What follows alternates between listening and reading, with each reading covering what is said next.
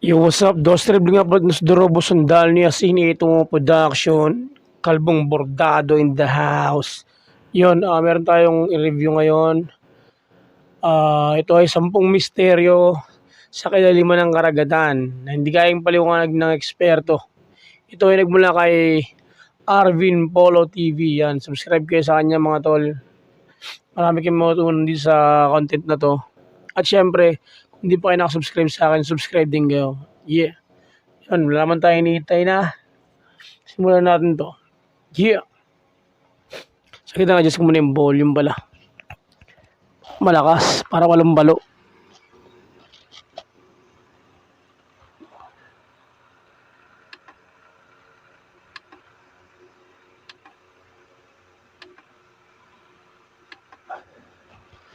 Yeah. Kim. 10 misteryo sa kailaliman ng karagatan. 10 kakaibang misteryo sa kalaliman ng karagatan na hindi kayang paliwanag ng mga siyentipiko. Sadyang napakalaki ng karagatan. At maniwala ka man o sa hindi, 5% pa lang po ng karagatan ang nagagalugad ng mga tao. Kaya naman di nakatakataka kung bakit nababalot ng maraming misteryo ang karagatan sa mundo. Kaya naman sa video na ito tatalakayin natin ang 10 kakaibang misteryo sa karagatan na hindi kayang paliwanag ng mga siyentipiko. This is Arvin Polo TV. Please subscribe for more video updates. Kaya naman simulan na agad natin. Grabe no, isipin mo 5% lang ng kabuuang karagatan ng discover ng tao. Diba? Game. Number 10, the Ghost Ship Cast 2. Ang Ghost Ship na Cast 2 ay isang misteryosong kaganapan kung saan ang isang napabayaang barkong pandagat ay nakita na naglalayag na walang kasamang pasahero o mga tao sa kalagitnaan ng karagatan sa Queensland, Australia noong 2007. Noong April 18, 2007, isang patrol ng aircraft ng kustudiya ng bansa ang nakakita sa Cast 2 na naglalayag sa dagat nang walang nagkokontrol sa may Great Barrier Reef, mga 88 nautical miles o mahigit 160 km mula sa baybayin ng Queensland. At ang makarating na mga otoridad sa barko, ay nagulat nga sila dahil wala itong sakay kahit na isang tao. So nakakagulat pa ang mga pintuan ay bukas at ang mga mahalagang kagamitan gaya ng cellphone at mga laptop ay natagpuan pa na nakaayos pa sa loob ng barko. Dito nagsagawa ang mga otoridad ng search and rescue operation para hanapin ang mga tripulante ng Cast 2. Sa kabila ng kanilang masusing paghahanap, wala silang nakitang kahit na sino. Ang kaso ng Cast 2 ay punong-puno ng mga tanong at misteryo. Sapagkat hindi pa rin malinaw kung paano ito naabandona at kung bakit na lang ito biglang iniwan ng mga Para siyang ghost ship, parang ganun, no? Creepy, no? tao. Wala rin mga ebidensya nagpapahiwatig ng anumang krimen o insidente sa loob ng barko. Yan naman nagkaroon tuloy ng maraming teorya tungkol dito na kesyo pinagkakain daw ng mga pati ng mga tao, pero wala naman itong batayan at ebidensya. Dahilan ng kaso ng Cast 2 ay nananatiling isang misteryo hanggang sa ngayon. Number 9, Mariana Trench. Ang Mariana Trench ay isa sa Ayun ang sa pinakamalalim na bahagi na ng karagatan na discover ng tao, yung Mariana Trench. pinakamalalim na bahagi ng karagatan sa buong mundo. Ito ay makikita sa Western Pacific Ocean at ito ay nasa hilagang silangan ng Pilipinas. Ang Mariana Trench ay may dalawang pangunahing bahagi. Ang Mariana Trench proper at ang Challenger Deep. Ang Challenger Deep ay ang pinakamalalim na bahagi nito. Kanyang pagbuang ilalim ay umaabot sa humigit kumulang 10,929 meters mula sa pinaka-surface ng karagatan. Ganun pa man, una nga ito discover noong 1875 ng HMS Challenger Expedition, kaya't ito ang pinakalumang kilalang bahagi ng Mariana Trench. Sa mga dekada ng 1950s, sinagawa rito ang ilang exploration sa pamamagitan ng submersible, bilang na ang USS Trieste noong 1960 na unang umabot sa pinakasahig ng tubig ng Challenger. Submersible, ibig sabihin yung mga maliit na type ng submarine, ganun. Sa kabila ng extreme conditions sa ilalim ng Mariana, may mga nabubuhay pa rin nakita rito. Oo, makikita rito ang mga special na uri ng mga halaman, mga hayop at mga mikrobyo na kayang maka-adapt sa madilim, malamig at mataas na presyon na kalagayan sa kadaliman ng dagat. At sa kabilang banda, ang Mariana Trench po ay patuloy na ginagalugad para pag-aralan. Ang mga submersibles, mga robots at iba pang mga teknolohiya, ginagamit nila para ma-explore ang kabundukan at buhay sa ilalim ng tubig. Number 8. Baltic Sea Anomaly, Amazon. Ang Baltic Sea Anomaly ay isang tawag sa hindi pangkaraniwan at hindi pa nakikilalang mga bagay na natagpuan sa ilalim ng karagatan sa Baltic Sea. Ito'y nakakuha ng malaking atensyon dahil sa misteryosong anyo nito sa mga haka-haka ukol sa pinagmulan niya. Ang Baltic Sea Anomaly ay natuklasan noong Hunyo 2011 ng isang grupo ng mga digger na may pangalang Ocean X-Team na base sa Sweden. Sila ngayon naglagay ng sonar survey sa seabed sa Baltic Sea. Para siyang ano, no? Para may spacecraft sa ilalim, eh. Sa pagitan ng Sweden at Finland. Nang makakita sila dito ng kakaibang bagay. At ito nga yun. Ang anomaly na ito ay katangi-tangi sa mga sonar images. Ito'y tila isang bilog na bagay na may di karaniwang lapad na humigit kumulang 60 meters. Ang pagtuklas sa Baltic Sea Anomaly nagdulot ng maraming spekulasyon sa mga tao. Ilang nag-aakalang ito ay maaaring isang nawawalang relic ng unang civilization o di naman kaya isang bangkay na nabubog na barko. Kasalukuyan ang Baltic Sea Anomaly ay natiling isang misteryo. Marami pa rin tanong ukol sa kanyang pinagmulan at nahulugan. Ito ngay patuloy na inaaral ng mga siyentipiko, mga explorer at mga researcher.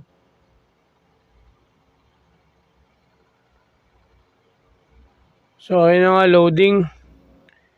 Usapan natin saglit yung huli. Yan, mamaya natin panoorin yung yung commercial. Bilang supporter na rin sa content creator na ito. Siyempre, wala natin skip yung commercial. Diba? Pero mamaya natin panoorin. Skip mo natin for now. Kakaiba, no? Kakaiba. Ang creepy ng figure na nasa ilalim, no? Number 7, the submarine disappearance in 1968. Sa mga taon ng 1968, ilang insidente ng mga pagkawala ng mga submarine ang nagaganap. Ang isa sa mga pinakasikat na pangyayari ay ang pagkawala ng USS Scorpion. Isa itong nuclear-powered attack submarine ng US Navy. Noong Mayo 22, 1968, habang ito'y nasa misyong pagsusurveillance sa Mediterranean Sea, ang USS Scorpion ay biglang nawala sa radar at komunikasyon. Huli siyang namataan ng sonar na humigit kumulang 15 miles mula sa isang Russian naval base sa Azores, Portugal. Dahil sa pagkawala niya, agad nagsagawa ng search and rescue operation para hanapin ang submarine. Ngunit matapos ang ilang linggong paghahanap, hindi ito natagpuan. Ito'y nagdulot ng pagkabahala at malalim na misteryo sa kung ano nga talagang nangyari sa may submarine. Ito naman hindi na... Baka mamaya may yung... Pero sa Bible nakasulat na merong creature sa ilalim ng dagat. Siya si yung Leviathan yan. Nasa Bible yun. Creature ng ilalim ng dagat sa pinaka-nakakatakot na creature sa Bible. Siyang halimaw sa ilalim ng dagat. Nakita pang muli ang submarine at mula nito ang 99 Hindi kaya ng dahilan ng pagkawala ng submarine. Creepy. ng mga tripulante kasama ng kanilang commanding officer na si Francis Islateri. Maraming mga teorya nagsilabasan tungkol sa pagkawala ng Scorpion. Ngunit walang malinong na ebidensya nagpapahayag ng totoong sanhi. Ilan sa mga teorya sinasabing mechanical failure daw o di naman kaya sabotage. Ang pagkawala ng submarine na ito nanatiling isang malalim na misteryo hanggang sa ngayon. Number 6, Atlantis. Ang Atlantis ay isang legendary city na sinasabing umiral noon. Yes, ang Atlantis kasi, ang kwento ng Atlantis, winasak siya ng, yun ang kwento, winasak siya ng mga gods. Dahil sobrang advanced ng mga tao nakatira dito. Advanced yung technology nila para sa panahon nila, parang gano'n. Makikita daw ang Atlantis sa isang lugar malapit sa karagatan. Mga kwento tungkol sa Atlantis ay nagmula sa mga sulat ni Plato, isang kanilang philosopher ng Greece. Ayon sa kanyang kwento, ito'y isang napakayaman at napakamakapangyarihang lungsod na napabayaan at namubog sa kadaliman ng tubig dahil sa parusa ng mga Diyos.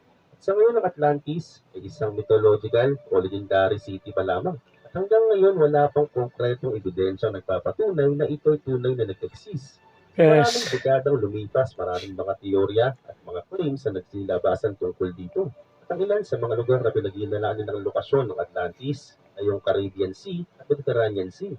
Pero sa kabila ng lahat ng yan, wala pa rin pong matibay na ebidensyang nagpapatunay na ang Atlantis ay isang totoong syudad na may tunay na lokasyon. Number 5, HMS Daedalus, Sea Serpent. Ang kwento ng HMS Daedalus Sea Serpent ay isa sa mga ulat tungkol sa pagpapakita ng isang malalaking hayop sa karagatan na tinuturing ng mga tao bilang isang uri ng sea serpent o dragong dagat. Ito may kinalaman sa may HMS Daedalus, isang barkong pandagat ng Royal Navy ng Inglaterra. Ang HMS Daedalus ay isang barkong pandagat ng Royal Navy ng Inglaterra noong 19th century. At noong 1848 habang ito'y naglalayag patungo sa England, mula sa Coffee Hope sa may South Africa, ang barko'y nakaranas ng isang kakaibang kaganapan. Nang malapit na nga sila sa Madagascar, ang mga tripulante ng barko'y nag-uusap nang kanilang makitang isang malaking hayop sa tubig. At ang itsura nito ay isang sea serpent. Hinayag ito ni Kapitan Peter, commanding officer ng barko, at sinabi niya ito sa ulat ng Royal Navy. Ayon sa ulat niya, ang hayop ay mayroong mahabang leeg, ilang mga spikes sa likuran, at ang ulo naman niya ay Di di ba pansinin nyo, pare-pareho sila ng istorya. Magkakaiba sila ng taon, nag-exist yung mga kwento, pero pare-pareho sila ng istorya. Patungkol siya sa isang sea serpent or isang reptilian creature sa dagat na malaki. Game tuloy. feet mula sa tubig. Larawan din niya itong kulay green na may puting tanso sa ibaba. Pero sa kabila nito, maraming mga tao ayaw maniwala sa kanila. Marami sa mga siyentipiko at mga eksperto sa sea creatures na nagduda sa kwento ng kapitan. Sinasabi nilang nag-iimbento lang ang kapitan. Ang kwento ng HMS Daedalus, si Serpent, pinanatiling isang misteryo. Ngayon naman wala pa rin malinaw na ebidensya na nagpapatunay sa pagiging totoo ng mga sea serpent o dragong dagat sa mga karagatan ng daigdig. Number 4, Bermuda Triangle. Ang Bermuda Triangle, nabantog din bilang Devil's Triangle, isang tanyag na lugar sa karagatang Atlantiko. Nakadala sa pagiging sentro ng maraming misteryosong pangyayari at pagkawala ng mga sasakyang pandagat. Meron ng mga mga conspiracy theory na nga ang mundo raw ay hindi bilog. Kumbaga yung Bermuda Triangle, na-invento yung kwento na yun kasi yung mga spacecraft na pinapalabas ng tao sa outer space ay bumabangga sa permanent.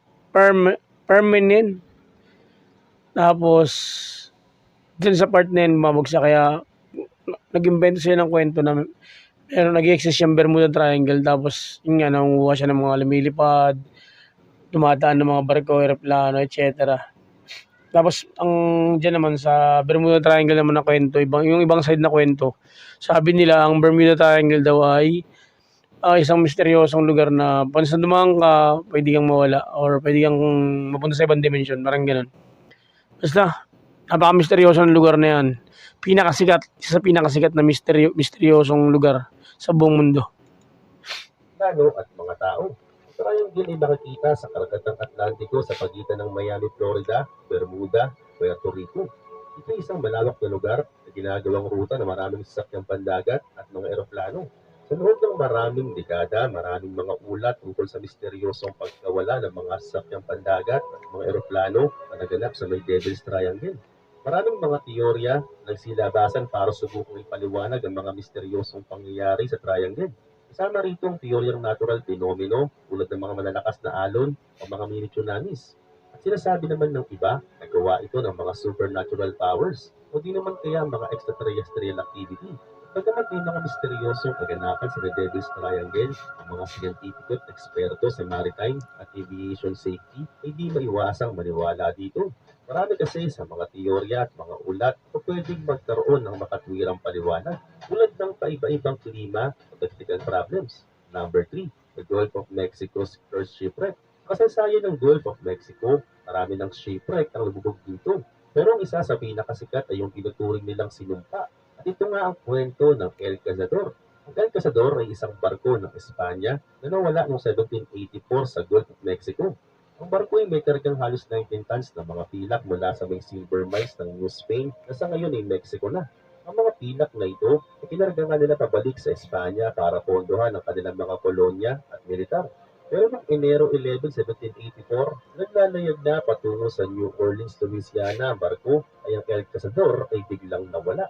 Walang anumang tanda o mga bangkay na nakita mula sa barko.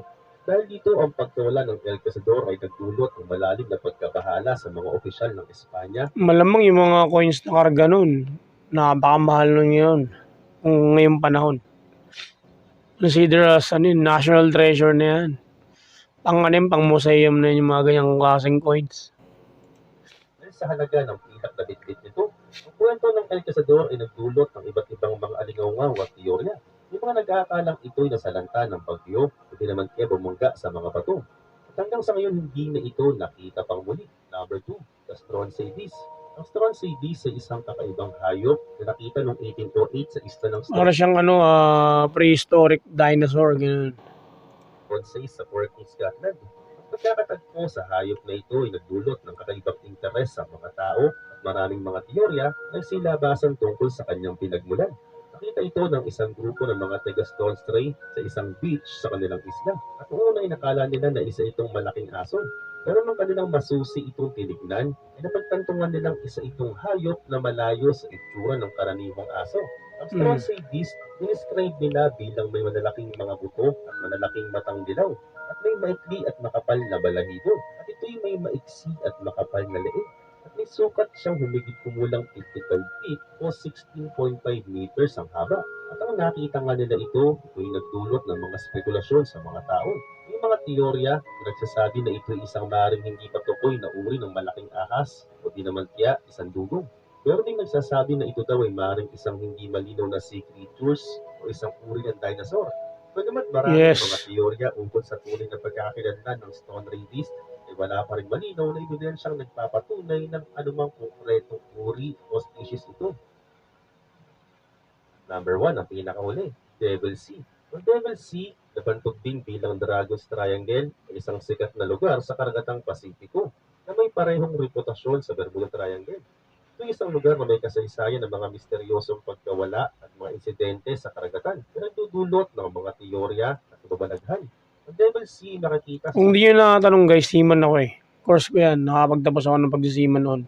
Nagbarko ako ng isang taon. Merong part sa Pilipinas na ganyan din yung napaka kakaiba.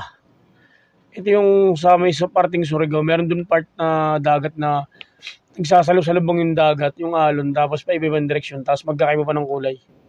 Oo, kakaiba talaga siya. ng bahagi ng karagatang Pasipiko malapit sa may Japan.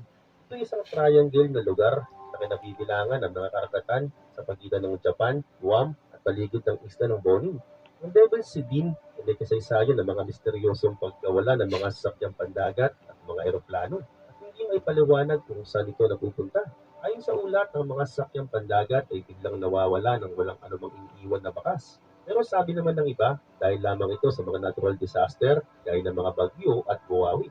Sa kabilang banda, ang Devil Sea ay patuloy na sinusuri at ginagulugad ng mga eksperto sa maritime at siyensya.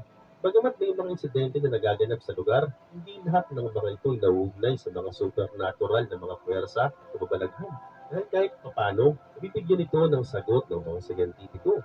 Oo, naniniwala sila na dahil lamang ito sa mga natural disaster sa dagat, kaya naman nawawala ang mga barko at mga eroplano. Ikaw, ano sa palagay mo? Comment down below.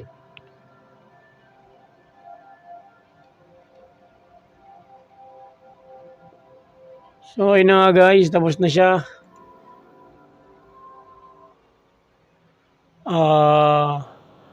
Yun, tapos na siya ang 10 pinakamisteryosong lugar sa karagatan na hindi niya paliwanag ng eksperto. Nagmula yan kay APTV. Yan, or APTV, or also known as Arvin Polo TV. Yan, subscribe kayo sa kanya guys. At yun, salamat sa suporta guys. At yun, subscribe kayo sa kanya, subscribe din kayo sa akin para mas updated pa kayo sa mga ina-upload kong videos na kagaya nito. Pero kayong gustong i-suggest na i-review natin at bigyan ng komento, yun, isulat nyo sa baba. Salamat guys. Bye-bye. Yeah!